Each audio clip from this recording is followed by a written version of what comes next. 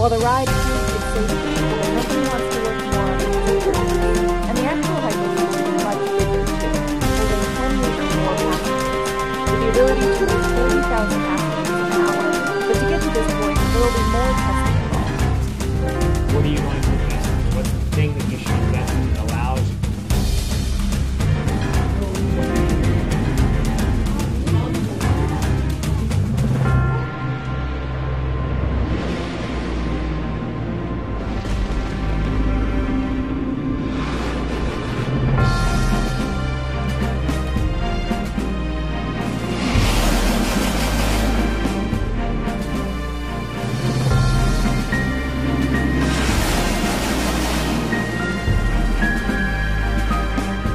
This is the future of high-speed transportation.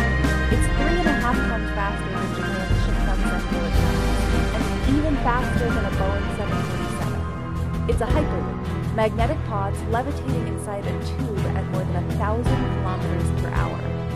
In theory, you could go from LA to San Francisco in just 45 minutes, with tickets less than $100 one way.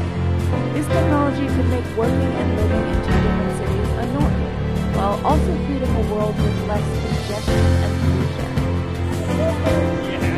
And with a successful test ride in November 2020, we could be less than 10 years away from it becoming reality. The concept of the Hyperloop became widely popular in 2013 thanks to Elon Musk's 58-page Hyperloop Alpha paper that outlined the design, cost, and safety of the concept. But the technology to bring it all together commercially was only recently scientific, namely magnetic levitation, or maglev. Maglev is basically what allows the Hyperloop to go incredibly fast, thanks to the lack of friction between the passengers and the pods and the tube back. The general concept is simple. Magnets lining the bottom of the pod repel the tube material, levitating the pod as it runs. As an engineer, I always get very excited about talking about magnetic levitation, electromagnetic propulsion. That's Josh, a mechanical engineer who previously worked at SpaceX. He's now the co-founder and CTO of Virgin Hyperloop. And this is Chuck. He's the lead engineer at a different Hyperloop company, Hyperloop Transportation Technologies.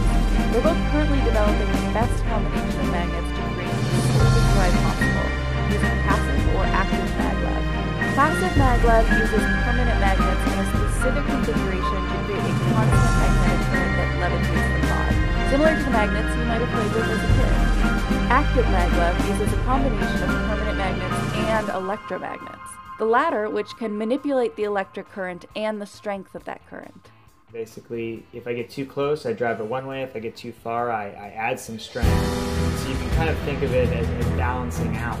So if there's bumps in the track, if there's all this, I have a system which basically uses an active control system to make that ride smooth. While you might think this sounds similar to existing maglev trains, the Hyperloop concept removes a key element that holds a lot of trains and planes back: air resistance.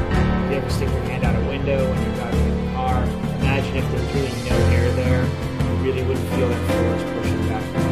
The same thing can be said for a Hyperloop. This is where vacuum pumps come in handy. Both companies are installing pumps along the tube. For Hyperloop TT, the vacuum pumps in our case are developed by LIMA, which invented the vacuum pumps 100 years ago, so they have a lot of experience. These pumps, located every 10 kilometers, theoretically would suck out 99.9% of the air from the atmosphere.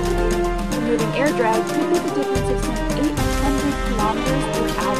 Theoretically, you could be faster than the speed of sound. It's toying with some things that we'll do later on. It's going to take a little bit more time before we go supersonic, though. First, the companies have to prove the tech is safe, which is why this scene is so important. Yes!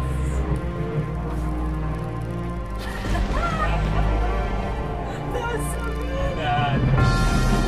In November 2020, Josh and Sarah from Virgin Hyperloop became the first people to ever ride a Hyperloop. The two-seat prototype Hyperloop traveled 500 meters, reaching 172 kilometers per hour within 6.25 seconds.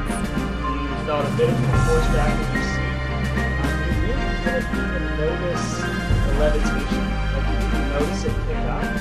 But what you did notice is there wasn't that kind of jerkiness. The camera didn't do it quite justice because the camera was bouncing around a bit more than we were. And it was, you know, a little bit more of like a cushion or like a pillow type of feel. You could process everything that was going on around you. You're basically coasting and you're floating on an idea that was something more than something on a piece of paper. While the ride proved its safety, the company wants to work more on the experience.